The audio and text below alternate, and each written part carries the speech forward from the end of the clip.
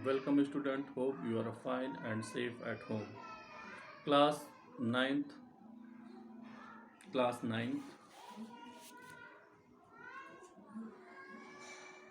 second chapter, training and doping in sports,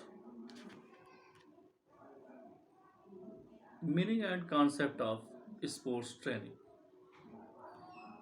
Training methods are based upon the scientific principles in a systematic order. It is based on many aspects in its process like specific individual care, improve specific fitness, scientific ways, psychological feedback, technical help, good good machines, and apparatus considering climate, diet, safety, means etc. It helps to develop basic skills, advanced skills, techniques, tactics, strategies, emotional stability during competition, motivational forces, etc. In simple words, we can say that these are the stability during competitions, or we can say that these are the methods to improve general and specific performance in games and sports. It gives us practical and theoretical knowledge regarding performance, and it also guides us how to improve further through different ways. The following definitions may be helpful to understand the meaning of sports training. At first, clear the meaning and concept of sports training. जैसा कि किसी training means होता है प्रशिक्षण। किसी भी activity करने से पहले उस एक्टिविटी के बारे में जानकारी देना, उस एक्टिविटी के स्किल्स क्या हैं, रूल्स और रेगुलेशंस क्या हैं, कौन सी एक्सरसाइजेस करनी है, ये सारी चीज़ों के बारे में जो एक प्रकार एक ट्रेनिंग दी जाती है, एक प्रशिक्षण दिया जाता है, जिसको ट्रेनिंग नाम दिया जाता है। जैसा कि आपकी बुक में भी दिया हुआ है, training methods are based upon the scientific principle in a systematic order. Training क्या है? ट्रेनिंग एक प्रकार का मेथड है, एक प्रकार का तरीका है, एक प्रकार का सिस्टम है। Are based upon the scientific principles in a systematic order, जो कि एक वैज्ञानिक सिद्धांत के आधार पर होता है, एक सिस्टमेटिक ऑर्डर में होता है। It is based on many aspect in process like specific individual care. जैसा कि पहले भी मैंने बता दिया है, वो बेस किस पे होता है? मेनी एस्पेक्ट्स होते हैं, प्रोसेस है, एक प्रक्रिया है, वो होती है। जैसे इंडिविजुअल केयर, आपको इंडिविजुअल केयर भी करना है। आपको इम्प्रूव स्पेसिफिक फिटनेस, आपको स्पेसिफिक फिटनेस को डेवलप करनी है। साइंटिफिक वेज, वैज्ञानिक तरीकों को समझना है। साइकोलॉजिकल फीडबैक क्या है उसको जानना है। टेक्निकल हेल्प मीन्स स्किल्स, किसी भी स्पोर्ट्स या किसी भी एक्टिविटी की टेक्निकल पॉइंट क्या है उसके बारे में जानना है। उसकी बेसिक स्किल्स क्या है, स्टार्टिंग स्किल्स क्या है उसको जानना है। उसकी एडवांस स्किल क्या है, ये इसके बारे में भी जानना है। तो इन सारे तरीकों को जो एक ड्यूरिंग कंपटीशन के अकॉर्डिंग होता है, वो सारी चीज़ों को ट्रेनिंग में आपको बताया जाता है। क्या ये आप कह सकते हो यह एक ऐसा मेथड है जिसमें आपको जनरल और स्पेसिफिक परफॉर्मेंस दोनों को इम्प्रूव किया जाता है। किसी गेम में, किसी स्पोर्ट्स में उस तरीकों को कैसे यूज किया जाता है, वो प्रैक्टिकल मेथड को लिया जाता है। मीन्स वो एक्टिविटी आपको बार बार कराई जाती है, वो स्किल्स आपको बार बार कराया जाता है, और आपको गेम्स से, स्पोर्ट्स और गेम्स के पहले ही वो आपको स्पेसिफिक परफॉर्मेंस देनी होती है जो ट्रेनिंग में होता है। ओके, अब definition of sports training, according to Matthew, sport training is the basic form of preparation of sports person, of sportsman. According to Matthew, sports training is the basic form of preparation of a sportsman. तो आपको किसी भी sports, जो आपके Matthew हैं वो ये कहते हैं कि स्पोर्ट्स ट्रेनिंग ऐसी ट्रेनिंग है कि वो क्या है, वो एक बेसिक फॉर्म है, एक बेसिक फॉर्म है, एक बेस जो स्टेज है, एक स्टेज है, क्या है, प्रिपरेशन ऑफ स्पोर्ट्स मैन, इस जो खिलाड़ी होता है उसका एक बेसिक फॉर्म, प्रिपरेशन का बेसिक फॉर्म होता है ट्रेनिंग। क्लियर है? Second definition, according to Hardyal Singh, sports training is a educational process based on scientific principles aiming at preparing sportsmen for higher performances in sports competitions. जो हरदयाल सिंह हैं, physical leader हैं, वह कहते हैं sports training एक प्रकार की एजुकेशनल प्रोसेस है, एक प्रकार की शैक्षणिक प्रक्रिया है, एक प्रकार की प्रक्रिया है बेस्ड ऑन साइंटिफिक प्रिंसिपल्स, जो कि बेस करती है वैज्ञानिक सिद्धांतों के आधार पर, और aiming at preparing sports for higher performance in sports competitions, और जो उद्देश्य होता है उस उद्देश्य को, या जो टारगेट होती है आपको, उस टारगेट को आप हिट करने के लिए प्रिपेयर करते हो अपने आप को। मीन्स किसी स्पोर्ट्स के कंपटीशन में आप जो है, आपकी जो हायर परफॉर्मेंस होती है आपकी, मीन्स 100% आप परफॉर्मेंस आप देते हो। Clear? Next point, aim of sports training. Sports training के क्या उद्देश्य हैं? There are many aims of sports training. Number one, development of physics, means शारीरिक विकास, शरीर का विकास, फिजिकल डेवलपमेंट, शारीरिक विकास। Development of technical and tactical efficiency, जो किसी भी स्पोर्ट्स या किसी भी गेम्स की जो है टेक्निकल और टैक्टिकल दोनों में डिफरेंस होता है। टेक्निकल क्या होती है?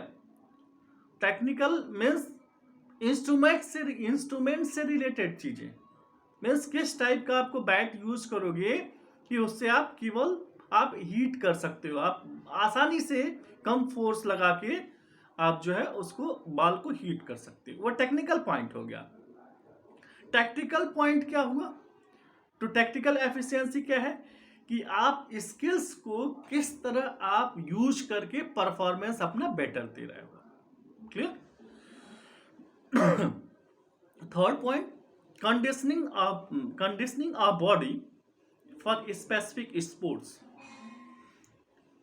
हर गेम की अपनी एक स्पेसिफिक कंडीशनिंग होता है। कंडीशनिंग मीन्स क्या होता है? सिचुएशन, उस सिचुएशन के अकॉर्डिंग अपने आप को मीन्स अपनी बॉडी को तैयार करना, और हर गेम का स्पेसिफिक कंडीशनिंग रूल होता है। Clear? Next point, to improve physical fitness of the individual.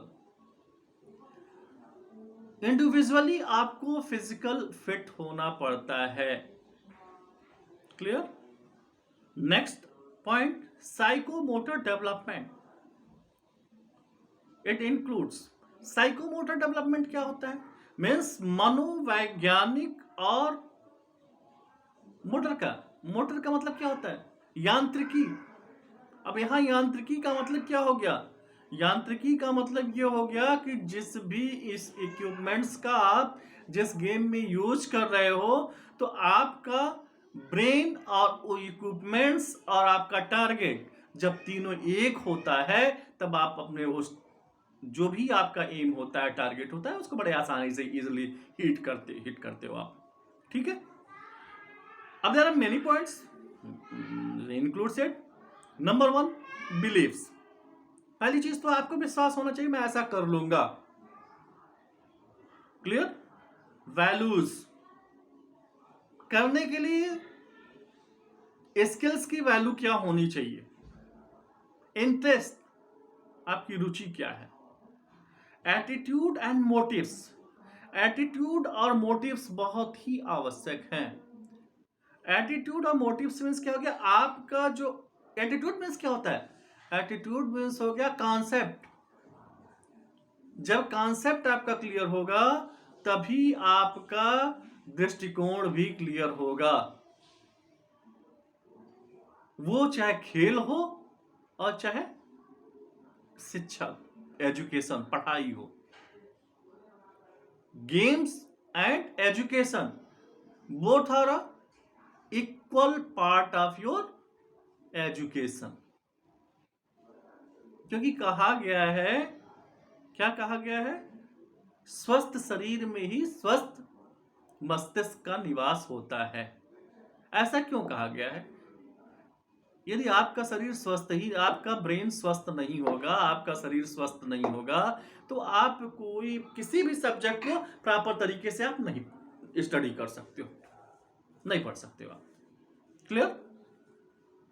तो एटीट्यूड और मोटिव्स दोनों आपका इक्वल होना चाहिए। ठीक है। And second point, cognitive abilities. Cognitive abilities development, like what? Perception, thinking and memory. Cognitive abilities क्या हैं? तो cognitive ability क्या है?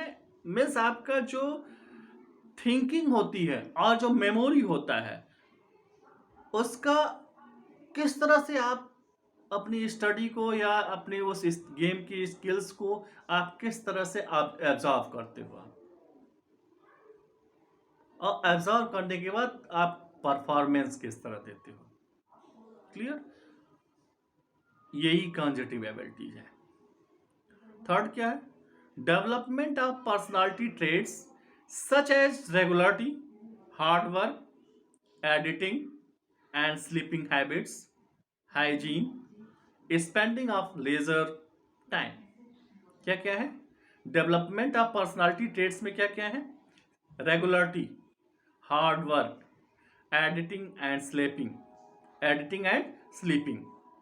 Habits, hygiene, spending of leisure time. Clear it? Any confusion? Okay. Next topic, principles of sports training. There are many principles of sports training. Sports training के बहुत से principles हो सकते हैं।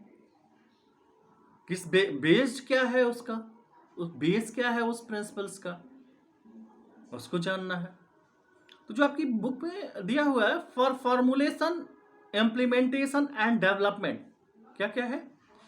For formulation, implementation and development of players and guideline for coaches, certain principles of sports training are followed, which are given below.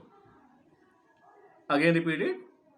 For formulation, implementation and development of players and guidelines for coaches, certain principles of sports training are followed, which are given below. Number 1, principles of continuity. Number 2,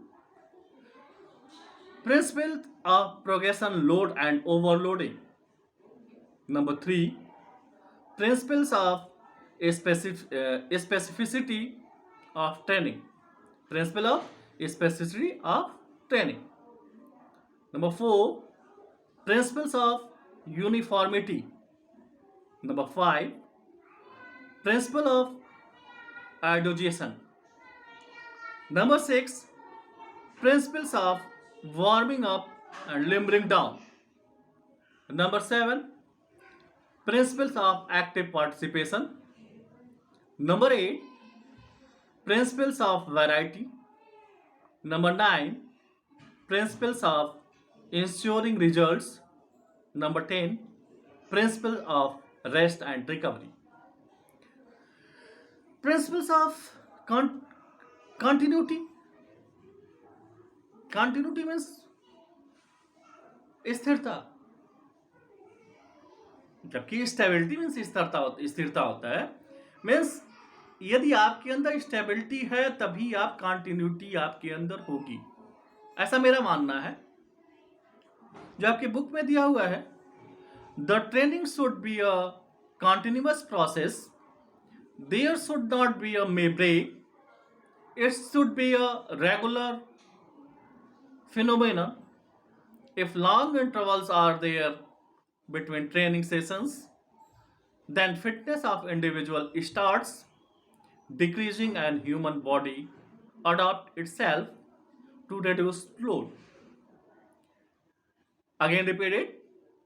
The training should be a continuous process. There should not be a break. It should be a regular phenomenon.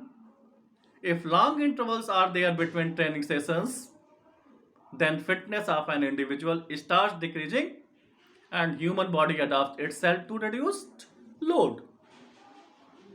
Few points to be kept in mind while following these principles. Number 1, avoid occurrence of stages of avoid occurrence of stages of overloading. Number 2, while developing one's fitness component, some amount of training should be there for maintaining other fitness components also.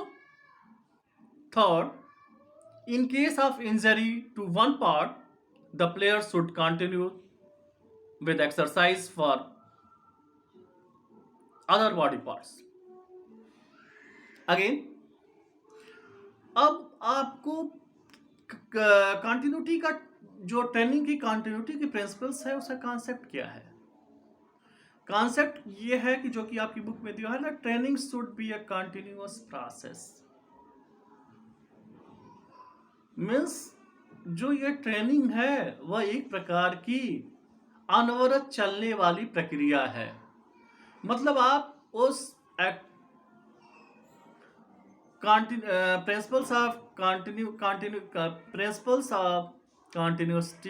Continuity में जो आपका ये point दिया हुआ है, principles of continuity में, उसमें आप कोई भी एक्टिविटी यदि आप करते हो तो उस एक्टिविटी को बार बार करते हो।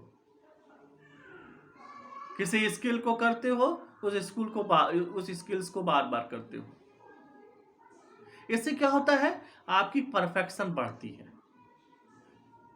दिया भी हुआ there should not be any break, means उस प्रक्रिया में, उस एक्टिविटी में कोई ब्रेक नहीं होता है, कोई आप उसमें इंटरवल नहीं होते हैं।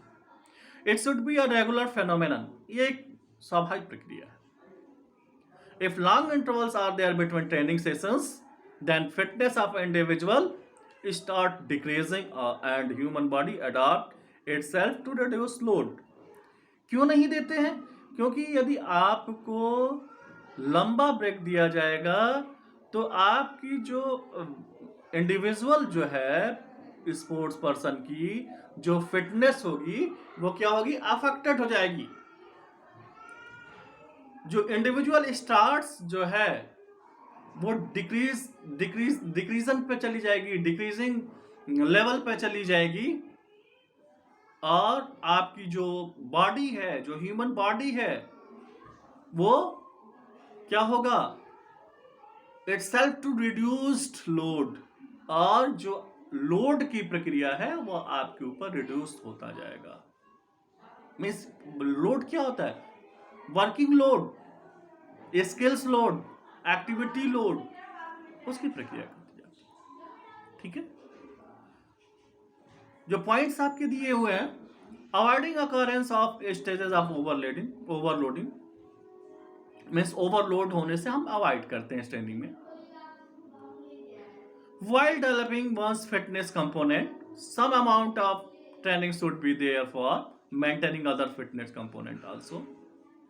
मीन्स क्या है, जब आपकी फिटनेस डेवलप होती है तो जो फिटनेस के कंपोनेंट्स होते हैं वो ट्रेनिंग में क्या होते हैं, ट्रेनिंग में वो उपयोगी होते हैं, इंपॉर्टेंस होते हैं. And there for maintaining other fitness component also, और जो अदर कंपोनेंट्स हैं वो भी डेवलप होते हैं. और क्या होता है, in case of injury to one part, यदि आपकी की कोई प्लेयर्स का कोई भाग इंजर्ड हो जाता है तो क्या होता है, the player should continue with exercise for other body parts. Exercise करके वो अदर बॉडी पार्ट्स का यूज करता है. ठीक है. सेकंड क्या है, principles of progression, load and overloading.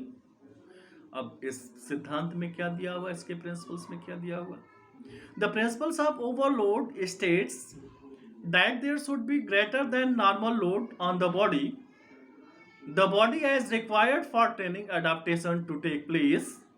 It means that training load should be increased for improving the performance of sports persons. Loads should be given carefully. If more load is given to the trainee constantly, performance may decline. So for better performance, following methods can be adopted. Number 1, keeping the load same and number of repetitions can be increased. Second, increasing the load and keeping the repetitions same. तो principles of load और overloading का मतलब क्या है, the principle of overload stage that there should be greater than normal load on the body as required for training. Means क्या है, आपकी body जो है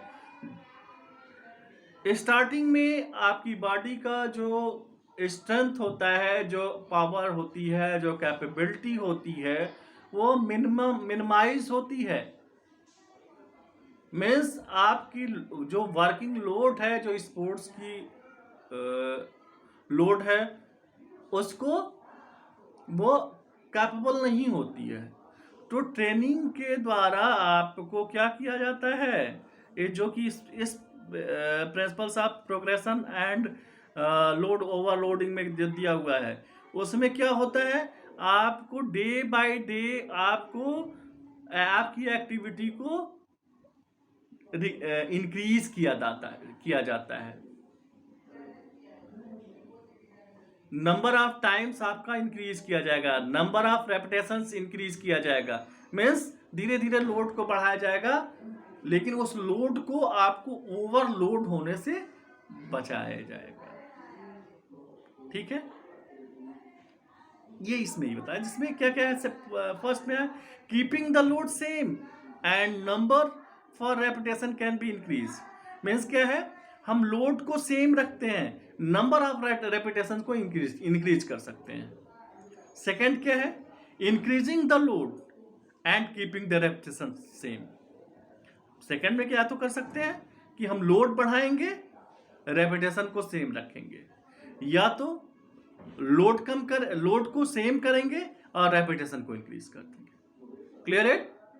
जो मेन प्रिंसिपल्स है, principle of progression, load and overload का, इसी 2 पॉइंट पे आपका डिपेंड करता है. Okay, any confusion. Next point, principles of specificity. तो principles of specificity of training जो है, for the improvement of performance both the general and specific training are equally important. Again repeated, for the improvement of performance both the general and specific training are equally important. Okay, initially general training should be given to develop all components of fitness, and later on proportion of specific training should be increased gradually. For example, the speed improved through running will also be beneficial in football. All athletes need development of general fitness, but throwers need more of strength training. Again, repeat it. Principles of specificity of training. For the improvement of performance, both the general and specific training are equally important. Initially, general training should be given to develop all components of fitness, and later on, preparation of specific training should be increased gradually. For example, the speed improved through running will also be beneficial in football. All athletes need development of general fitness, but throwers need more strength of training. Number 4, principles of uniformity. Firstly, training is uniform to all players of sports talent, but training should have an individualistic approach with the passage of time. A coach should take into consideration the following points. Number one, sex. Number one, sex. Number two, age. Number three, psychological difference. Or number three, number four, training level. Again, repeat it. Principles of uniformity. Firstly, training is uniform to all players to sports talent, but training should have an individualistic approach with the passage of time. A coach should take into consideration the following points. Number one, sex. Number two, age. Number three, psychological differences. Number four, training level. Next point, principles of periodization. It is a process of preparing the sports person to give his or her best performance in a particular components. It has three phases: macro, meso, and micro cycle. Again, repeat it. This principle is very important of any sports training. Principle for per iodization. Again, repeat. Principles of per iodization. Iodization. It is the process of preparing the sports person to give his or her best performance in a particular competitions. It has three phases: macro, meso, and micro cycle. ठीक है. Number one, macro cycle. What is macro cycle? The duration of 3 months to 1 year. Last macro cycle should be aimed at recovery and relaxation. Again, repeat it. Duration of 3 months to 1 year. Last macro cycle should be aimed at a recovery and relaxation. Mesocycle, duration of 3 to 6 weeks. Here also, last cycle should be aimed at recovery. Again, repeated. Mesocycle, duration of 3 to 6 weeks. Here also, last cycle should be aimed at recovery. Number 3, microcycle, duration of 3 to 10 days. Last training session should aim at recovery and relaxations. Again, repeat it. Microcycle, duration of 3 to 10 days. Last training session should aim at recovery and relaxations. Clear? Next point, principles of warming up and limbering down. Warming up is must before any training session as it prevents muscle soreness and muscle injury. At the completion of training session, gradual cooling down or limbering down is also essential for returning to normal level. Again repeat it. Principles of warming up, limbering down. Warming up is must before any training session as it prevents muscle soreness and muscle injuries. At the completion of training session, gradual cooling down or limbering down is also essential for returning to normal level. Clear it? Next, principles of active participation. Active participation means players should be follow the principles or law of readiness, which is very much significant for getting good sports result various level of competitions. Player and teachers should be participates actively. Again repeat it. Principle of active participations. Active participations means player should follow the principle or law of readiness, which is very much significant for getting good sports result in various level of competitions. Players and teachers should be participate actively. Next point, principles of variety. Training is a long term process. Training is a long term process and load and recovery can become become boring for both the athlete and the coach. So a successful coach should plan variety into the training program to maintain the interest and motivation of the athletes. Sometimes changes and variety may be done by changing the nature of exercise, time of the day of session, training group and the environment. Clear it? Next topic, principle of ensuring results. The apex aim of sports training is to attain good results. It can be said that the aim of sports training is to capable or enable the sports person to put up better performance in the competition. This participates cannot be achieved without implementation of other principles. So the stress should be laid on the implementation than other principles by the coach. Again repeat it. The apex aim of sports training is to attain good results. It can be said that aim of sports training is to enable the sports person to put a better performance in the competitions. This principle cannot be achieved without implementation of the other principles. So the stress should be laid on the implementation than other principles by the coach. And last topic, principle of rest and recovery. The training programs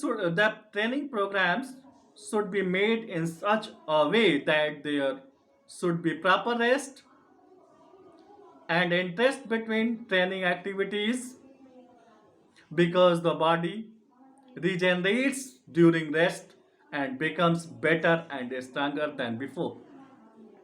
Again repeat it. Principles of rest and recovery.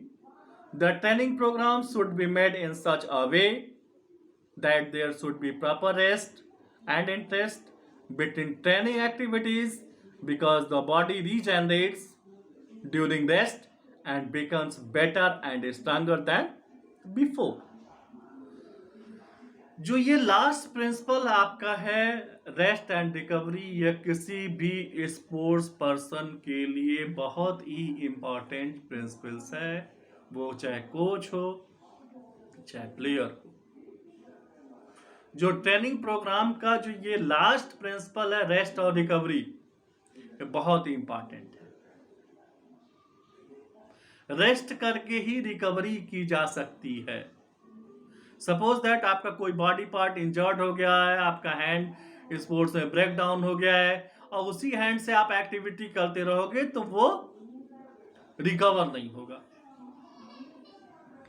Same ऐसे ही है कि आप किसी भी sports, किसी भी activity में continuous यदि आप वही एक्टिविटी करते रहोगे तो आपके का एक सिचुएशन ऐसी आएगी कि आप का जो ब्रेन है वो स्ट्रेस कर जाएगा, स्ट्रेस में चला जाएगा। तो उसके लिए क्या होता है? रिकवर करना। जब मेंटल रिकवरी हो चाहे फिजिकल रिकवरी हो, दोनों जो है इंपॉर्टेंस है किसी भी स्पोर्ट्समैन के लिए, किसी भी इंडिविजुअल ह्यूमन लाइफ के लिए भी यह बहुत ही इंपॉर्टेंट प्रिंसिपल है। Thank you.